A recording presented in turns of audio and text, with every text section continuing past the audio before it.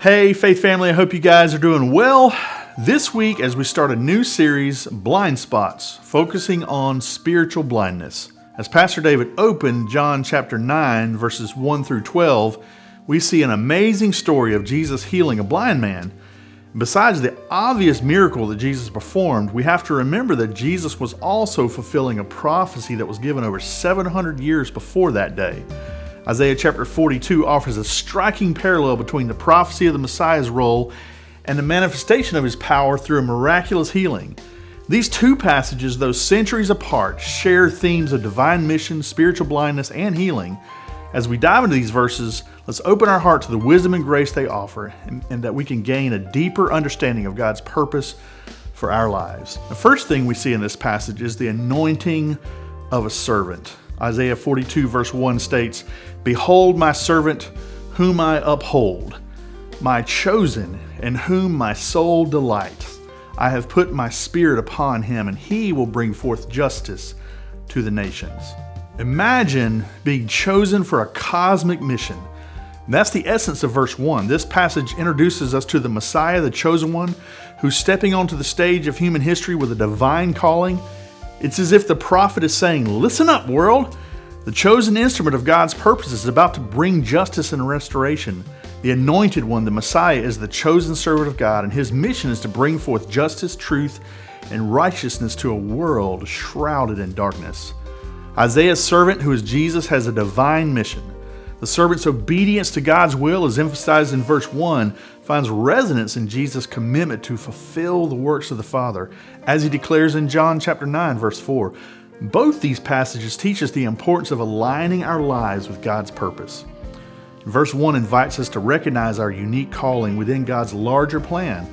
Just as the Messiah embraced his purpose, we're encouraged to discover our role in God's story. Our lives are part of a grand narrative, and each of us contributes to the unfolding of God's purposes. The second thing we see in this passage is the purpose of the servant. Chapter 42, verses 6 and 7 says, "I am the Lord. I have called you in righteousness.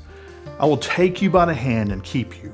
I will give you as a covenant for the people, a light for the nations, to open the eyes that are blind, to bring out the prisoners from the dungeon, from the prison, those who sit in darkness."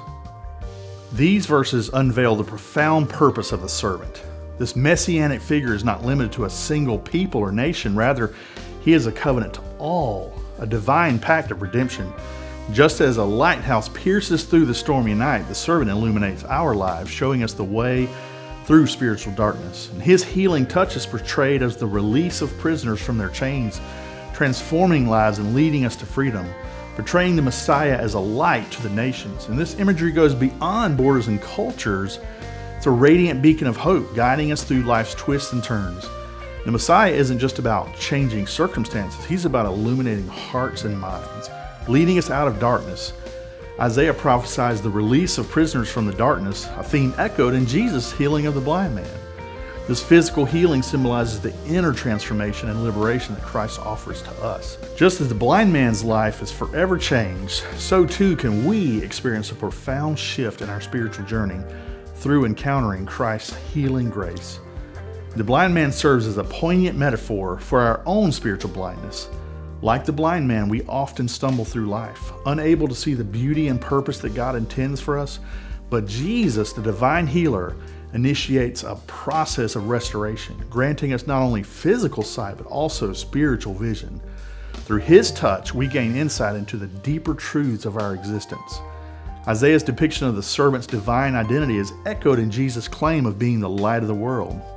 Both passages highlight the messianic figure's unique role in illuminating our lives with the divine truth and grace. The healing of the blind man goes beyond restoring his physical sight. It's a journey from spiritual darkness to enlightenment. This healing speaks to our own spiritual blindness, the times when we're unable to see the depth of God's love and purpose for us. Through Christ's touch, we're reminded that the true sight involves understanding our identity and purpose in God's plan. The final thing we see in this passage is the skepticism of the servant. Not skepticism from the servant, but skepticism in the servant. In both John chapter 9 and in Isaiah 42, we encounter skepticism. Isaiah addresses those who doubt God's plan, while John 9 reveals the Pharisees' skepticism towards the blind man's healing. Spiritual blindness portrayed in Isaiah's prophecy finds a tangible expression in the skepticism and disbelief of the Pharisees in John chapter 9. And despite witnessing a miraculous healing, their hearts remain shrouded in doubt, illustrating the broader theme of spiritual blindness that Isaiah foretold. Isaiah's prophecy exudes confidence in the servant's mission, while John's narrative introduces us to the contrasting response of skepticism and opposition. The Pharisees' interrogation of the blind man and their refusal to acknowledge Jesus' authority serves as a cautionary tale of the dangers of spiritual blindness. Skepticism is no stranger in our world, but Isaiah 42 and John 9 encourage us to respond with humility and faith. Just as the blind man stood firm in the face of doubt, we can share our own stories of transformation with confidence, inviting others to witness the miracles of God in our lives. So what about you? Are you inspired by the revelation of God's grace, love, and healing power?